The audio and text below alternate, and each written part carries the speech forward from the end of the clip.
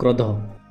ଆପଣ ଜାଣନ୍ତି କି ଏକ କ୍ଷଣ କ୍ରୋଧ ଆପଣଙ୍କୁ ସମସ୍ୟାରେ ପକାଇ ଦେଇପାରେ, କିନ୍ତୁ ସେହି କ୍ରୋଧ ଦ୍ୱାରା ଏକ ମହାନ ପରିବର୍ତ୍ତନ ମଧ୍ୟ ଆଣିଦେଇପାରେ। କେହି କହନ୍ତି କ୍ରୋଧ ହେଉଛି ମାନବଙ୍କର ବଡ଼ ଶକ୍ତି। କେହି କହନ୍ତି ଧର୍ମ ନ୍ୟାୟ ପାଇଁ ଉଠିଥିବା କ୍ରୋଧ ସେଇଟା ହେଉଛି ପରିବର୍ତ୍ତନର ଶକ୍ତି। ତ ଏହା ନେଇ ଏକ ବିବାଦ ଆସେ, କ୍ରୋଧ ସର୍ବଦା ଖରାପ କି?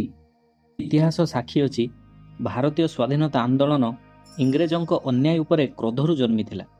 ସମାଜରେ ବିଭିନ୍ନ ଆନ୍ଦୋଳନ ଯେମିତିକି ନିର୍ଭୟା କେସ୍ ପ୍ରୋଟେଷ୍ଟ, ଯୁବପିଢ଼ିର କ୍ରୋଧ ଥିଲା, କିନ୍ତୁ ପରିବର୍ତ୍ତନର କାରଣ ମଧ୍ୟ ଥିଲା।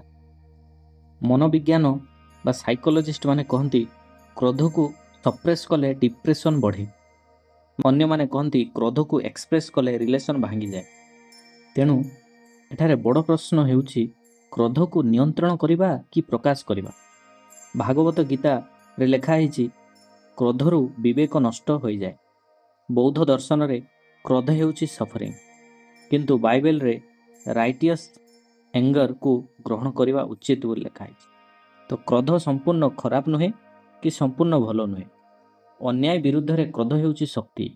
ଆପଣଙ୍କ ସମ୍ପର୍କ ଉପରେ କ୍ରୋଧ ହେଉଛି ବିନାଶ। ସ୍ନାୟୁ ବୈଜ୍ଞାନିକମାନେ କହିଛନ୍ତି କ୍ରୋଧ ସମୟରେ ଆମ ବ୍ରେନ୍ ହାଇପର ଆକ୍ଟିଭ ହୋଇଯାଏ। ସେତେବେଳେ ବ୍ରେନ୍ର ନିଷ୍ପତ୍ତି ନେବାର କ୍ଷମତା ଦୁର୍ବଳ ହୋଇଯାଏ, ଯାହାଦ୍ୱାରା ଆମେ ନିଷ୍ପତ୍ତି ଭୁଲ ନେଇଥାଉ ବା ବିବାଦକୁ ଆଗକୁ ବଢ଼ାଇଥାଉ। ତେବେ ଏହି କ୍ରୋଧ କିପରି ଆସେ? କ୍ରୋଧ ହେଉଛି ମନର ଏକ ସ୍ୱାଭାବିକ ଭାବନା। ଏହା ବିଭିନ୍ନ କାରଣରୁ ଆମ ଭିତରେ ବଶବର୍ତ୍ତୀ ହୋଇଥାଏ। ପ୍ରଥମ କାରଣ, ଇଚ୍ଛା ପୂରଣ ନହେଲେ। ଆମେ ଯାହା ଚାହୁଁଛୁ ତାହା ଯଦି ଆମକୁ ନ ମିଳେ, ସେଥିରୁ କ୍ରୋଧ ଆସେ। ଯେପରିକି ଗୋଟେ ଛୋଟ ପିଲାଙ୍କୁ ଯଦି ଖେଳଣା ନ ଦେବା, ସେ ରାଗିଯାଏ କିମ୍ବା ରୁଷିଯାଏ। ଆମେ ପିତାମାତାଙ୍କଠୁ ଯାହା ଚାହୁଁଛେ ଯଦି ସେମାନେ ନଦେଲେ ଆମେ ରାଗିଯାଉଛୁ। ଦ୍ୱିତୀୟ କାରଣ, ଅନ୍ୟାୟ କିମ୍ବା ଅପମାନରେ। କେହି ଯଦି ଗାଳି କଲେ କିମ୍ବା ଭୁଲ ଭାବେ ଆମକୁ ଦୋଷାରୋପ କଲେ, ଅପମାନ ଦେଲେ, ସେଥିରୁ ଆମକୁ କ୍ରୋଧ ଆସେ। ତୃତୀୟ କାରଣ, କାର୍ଯ୍ୟରେ କିଏ ବାଧା ଦେଲେ। ଆମ କାମରେ ଯଦି କେହି ବାଧା ଦେଲେ ଆମ ମନ ଅଶାନ୍ତ ହୁଏ ଓ ତାଙ୍କ ପ୍ରତି କ୍ରୋଧ ଆସେ। ଚତୁର୍ଥ କାରଣ, ଭୁଲ ବୁଝାମଣା। କେବେ କେବେ ଅନ୍ୟର କଥାକୁ ଭୁଲ ଭାବରେ ଧରି ଆମେ କ୍ରୋଧ କରିଦେଉ। ପଞ୍ଚମ କାରଣ, ଥକ୍କା କିମ୍ବା ଅସୁବିଧାରେ। ଦେହ ମନ କ୍ଳାନ୍ତ ହେଲେ ସହଜରେ କ୍ରୋଧ ଆସିଯାଇଥାଏ। ମହାତ୍ମା ଗାନ୍ଧୀ ପ୍ରାରମ୍ଭରୁ ସେହି କ୍ରୋଧକୁ ସତ୍ୟ ଓ ଅହିଂସାରେ ପରିବର୍ତ୍ତନ କରିଥିଲେ, କିନ୍ତୁ ସୁଭାଷ ଚନ୍ଦ୍ର ବୋଷ ସେହି କ୍ରୋଧ ଦ୍ୱାରା ବହୁତ ଯୁବକଙ୍କୁ ପ୍ରଭାବିତ କରିପାରିଥିଲେ ଏବଂ ଆମ ସ୍ୱାଧୀନତା ଆନ୍ଦୋଳନରେ ଯୋଗଦାନ ଦେଇପାରିଥିଲେ। କ୍ରୋଧ ଖରାପ କି ଭଲ ତାର ବ୍ୟବହାର ଉପରେ ନିର୍ଭର କରେ। ଆଙ୍ଗର ଇଜ୍ ଲାଇକ୍ ଏ ଫାୟାର। କ୍ରୋଧ ହେଉଛି ଅଗ୍ନି ସଦୃଶ୍ୟ। ଅଗ୍ନି ଦ୍ୱାରା ଆମେ ସୁସ୍ୱାଦୁ ଖାଦ୍ୟ ପ୍ରସ୍ତୁତ କରିପାରିବା ଏବଂ ସେହି ଅଗ୍ନି ଦ୍ୱାରା ଆମେ ବିଶ୍ୱକୁ ଧ୍ୱଂସ ମଧ୍ୟ କରିପାରିବା। କ୍ରୋଧ ପ୍ରାକୃତିକ ଭାବେ ଆସେ, କିନ୍ତୁ ତାହାର ନିୟନ୍ତ୍ରଣ ଓ ସଠିକ୍ ଦିଗକୁ ପରିଚାଳନା କଲେ ମନୁଷ୍ୟର ଜୀବନ ଶାନ୍ତ, ସୁଖୀ ଓ ସଫଳ ହୁଏ। ତେବେ କ୍ରୋଧକୁ କିପରି ନିୟନ୍ତ୍ରଣ କରିପାରିବା? ଆମ ଭିତର କ୍ରୋଧକୁ କିପରି ବଶୀଭୂତ କରିପାରିବା, ତାର କିଛି ଉପାୟ। ପ୍ରଥମ ଉପାୟ, ଚିନ୍ତାଧାରା ପରିବର୍ତ୍ତନ।